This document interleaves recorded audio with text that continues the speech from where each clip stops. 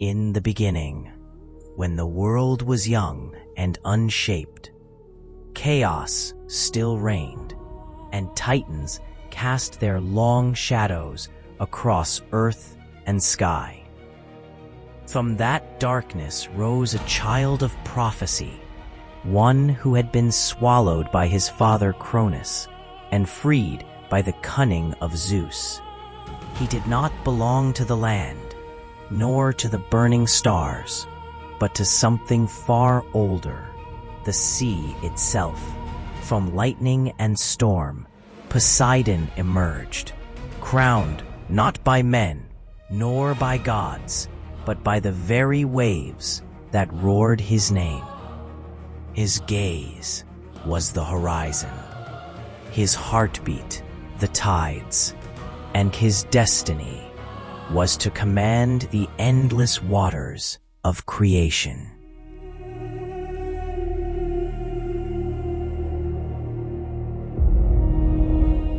The Cyclopes, ancient smiths of fire, bent their hammers in the deep places of the earth. From ore mined before time itself, they carved a weapon unlike any other. For Zeus, they gave lightning. For Hades, a helm to walk unseen. But for Poseidon, they poured the strength of the oceans into 3 immortal prongs. They bound storms into its steel, imprisoned earthquakes in its core, and etched into it the runes of eternity. When at last the trident was raised, the world trembled, for it was not a weapon only, but a key to dominion over all seas, rivers, storms, and depths. In that moment, Poseidon was no longer a god in waiting. He was a king. Then came the Titanomachy, the War of Ages, when gods and titans tore the very fabric of the world apart.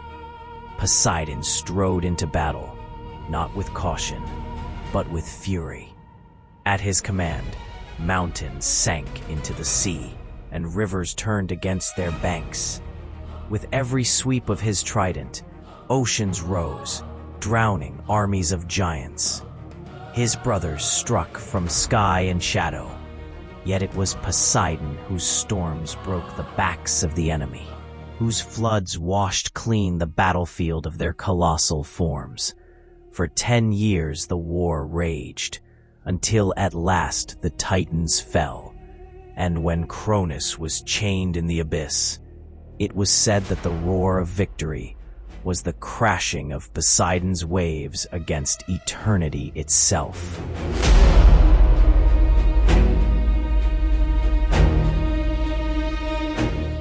At the dawn of their reign, the 3 brothers stood at the edge of creation. The sky stretched endless above. The underworld yawned black below, and the sea lay vast and untamed, hungry for a master. Fate guided their hands as they cast lots, and by destiny's decree, Poseidon claimed the ocean.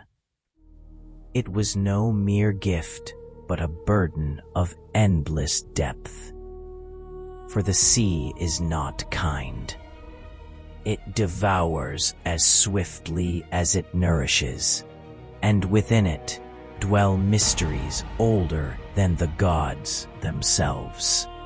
Yet Poseidon accepted his realm with pride, and from that day forth, the sea became his crown, his kingdom, his eternal throne.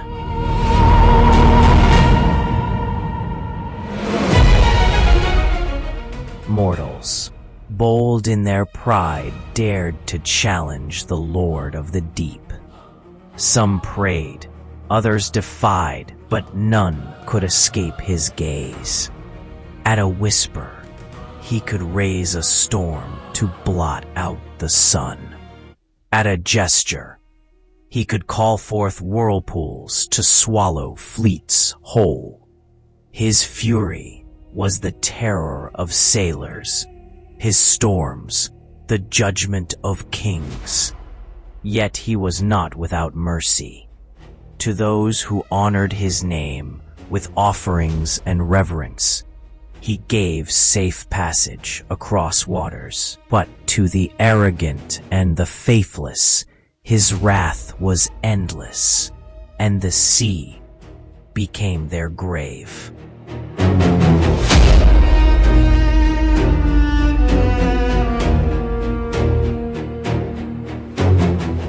Even the greatest of mortals could not escape the trials of Poseidon. Odysseus, the cunning wanderer, was cursed to drift for years upon unforgiving waters, his journey twisted by storms at the gods' command. Jason, captain of the Argo, trembled before the gales that tested his courage, his prayers rising in desperation to the Sea Lord. And Theseus, the hero of Athens, knelt in reverence, begging the favor of the god whose blood ran in his veins. For Poseidon was more than a destroyer. He was a father of heroes, a giver of strength, and a judge of mortal ambition. But even the king of the seas was not without challenge. From the blackest trenches of the abyss rose creatures older than Olympus, born of chaos, whose forms defied mortal sight. When one such leviathan stirred, its roar shook the ocean floor. Poseidon descended into the abyss, not with hesitation, but with the fury of a king defending his realm. The battle raged in darkness, unseen by mortal eyes, the clash of god and monster shaking the foundations of the sea. At last, with a thunderous strike of his trident, he conquered the beast, and silence fell upon the deep. The ocean was his once more. Yet, in all his fury, there was balance. Through storms came renewal. Through floods came rebirth. To this day, the rhythm of the sea is the rhythm of Poseidon himself. Every tide that kisses the shore carries his mark. Every storm that lashes the earth echoes his voice.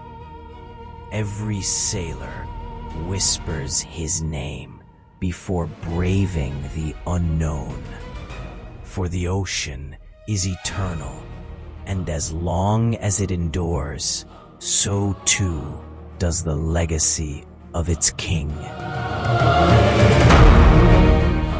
He is the storm and the calm, the terror and the blessing. He is the heartbeat of the ocean and the keeper of its secrets. He is Poseidon, Earthshaker, Lord of the seas, whose reign endures as long as waves crash upon the shore, as long as lightning splits the sky, as long as mankind dares to dream of conquest across the waters. He is not just a god. He is eternal.